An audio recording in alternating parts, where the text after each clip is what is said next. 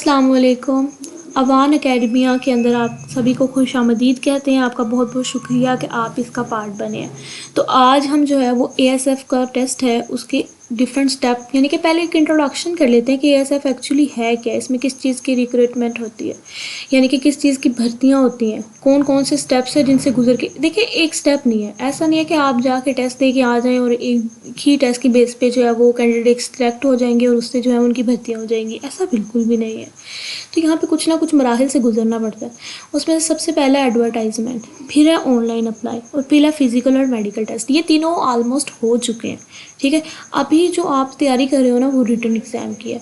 Written exam के बाद only the shortlisted candidate will be selected for the interview, and after the interview there will be a merit list, and this will be the final merit list. इस merit list में ये सारे के सारे steps जो हैं वो अपना अपना रोल प्ले करते हैं, ठीक है। इसके अलावा इसके बाद आपकी जो है वो सिलेक्शन हो जाती है कंप्लीट। इसके बाद हम बारी बारी ना इन स्टेप्स को देख लेते हैं। तो अभी ये स्टेप तो हो चुके हैं। सबसे पहले फ़िज़िकल और मेडिकल है। हमें पता है फ़िज़िकल और मेडिकल टेस्ट कंडक्टेड हो चुका है। अब जो यहाँ पे जो भी स्टूडेंट जो फिज़िकली और मेडिकली फ़िट पाए गए हैं वही आगे रिटन एग्ज़ाम दे सकते हैं। तो रिटन एग्ज़ाम के बारे में अगर हम बात करें कि ये क्या चीज़ है, ये एग्ज़ाम जो है वो जैसे ही आप जो है वो दे लेते हो फिज़िकल और मेडिकल का टेस्ट, उसके 1 या 2 महीने बाद हो जाता है, ज़्यादातर 1.5 माह होता है। यानी कि आप अपने माइंड में ये रखें कि आपका फ़िज़िकल का टेस्ट तो हो चुका है, अब आपके पास तकरीबन 1 महीने का टाइम है। आपने इसकी बहुत अच्छे से तैयारी करनी है, ठीक है। यहाँ एक बहुत अच्छी चीज़ मैंने लिखी है कि ये जो है वो फ़िज़िकल और मेडिकल टेस्ट की तरह गोल्ड क्वालिटीज़ के ऊपर डिपेंड नहीं करता। जैसे अल्लाह ताला ने अगर आपको मेडिकली फ़िट किया है तो आप इसके लिए ठीक है, आप आए, सिलेक्ट हो जाएंगे आप, लेकिन ये उस चीज़ के ऊपर डिपेंड नहीं करता। ये आपके हार्ड वर्क और डेडिकेशन के ऊपर डिपेंड कर रहा है। यहाँ पे एक बात जो जानने है वो ये ज़रूरी है कि अगर आपका एक नंबर कम होता है ना, लेट्स सपोज आपके दोस्त के हैं 38 और आपके मार्क्स कितने हैं 37, आप ये सोचो कि मेरे ऊपर सिर्फ एक ही कैंडिडेट है, ऐसा गलत है। उस 38 पे तकरीबन 500 कैंडिडेट होते हैं। इतना ये हाईली कम्पिटिटिव स्टेप है, बहुत ही क्रूशियल, बहुत अहम स्टेप है रिटन एग्ज़ाम। इसके अलावा 50 MCQs इस टेक्स्ट के अंदर इन्वॉल्व होते हैं, यानी कि कोई आपने written doesn't mean you have to write long paragraph sentences, no, there are only 50 MCQs। और वो MCQs मेनली इंग्लिश ग्रामर से, पाकिस्तान स्टडी से, मैथमेटिक्स से, साइंस, और ये साइंस में ज़्यादातर वो हिट करता है सोशोलॉजी को, जियोलॉजी को, बायोलॉजी को। इसके अलावा एंड पे जो है वो इस्लामिक हिस्ट्री से भी 5-6 MCQs आते हैं।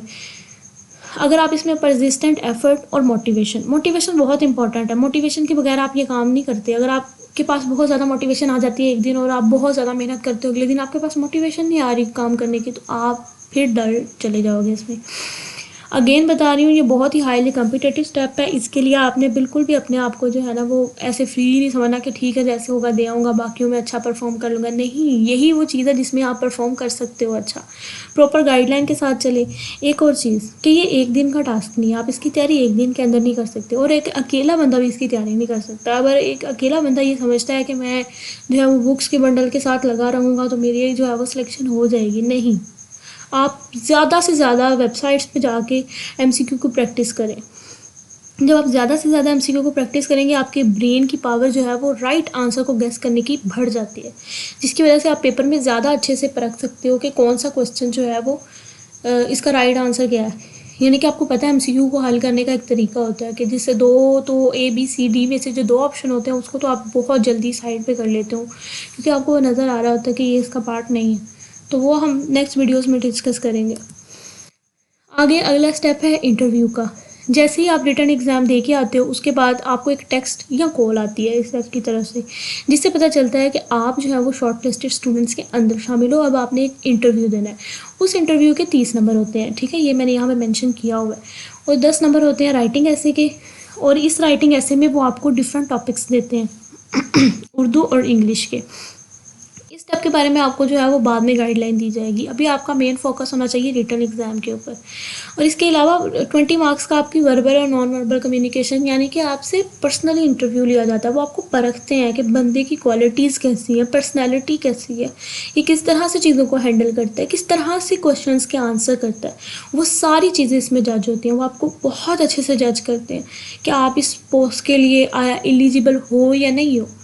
ये ज़रूरी नहीं है कि आप ये जो है वो रिटन एग्ज़ाम में बहुत अच्छा परफॉर्म करके आए हो तो आप इंटरव्यू बहुत अच्छे क्लियर कर जाओगे, नहीं। इसके लिए आपकी कम्युनिकेशन बहुत अच्छी होनी चाहिए। आगे इसके बाद हमारे पास आ जाती है मेरिट लिस्ट। मेरिट लिस्ट में हर स्टेप, पीछे हमने जितने भी स्टेप किए हैं ना अभी, ये सारे के सारे स्टेप, यानी कि आपने मेडिकल का टेस्ट दिया, रिटन एग्ज़ाम दिया, इंटरव्यू दिया, ये सारे स्टेप्स जो है वो इनको ऐड अप किया जाएगा इनकी परफॉर्मेंस को। उसके बाद जिसकी सबसे अच्छी परफॉर्मेंस होगी उसको जो है वो फाइनल मेरिट लिस्ट के अंदर शामिल किया जाएगा and he will be recruited, यानी कि वो सिलेक्ट हो जाएगा, उसकी भर्ती हो जाएगी। अब भर्ती होने के बाद अगला स्टेप आता है ट्रेनिंग का। उसके बाद जैसे उसकी ट्रेनिंग स्टार्ट हो जाती है, इससे पहले एक फ़ाइनल मेडिकल भी होता है। उसके बाद ट्रेनिंग का प्रोसेस स्टार्ट हो जाता है और फिर आपकी पे स्टार्ट हो जाती है। तो आज के लिए बस ये एएसएफ का इंट्रोडक्शन है। हम जो है इसके लिए इसके ऊपर मज़ीद जो है वो करेंगे कोशिश कि ज़्यादा से ज़्यादा इन्फॉर्मेशन आपको इसके रिलेटेड प्रोवाइड की जाए। Like share and subscribe.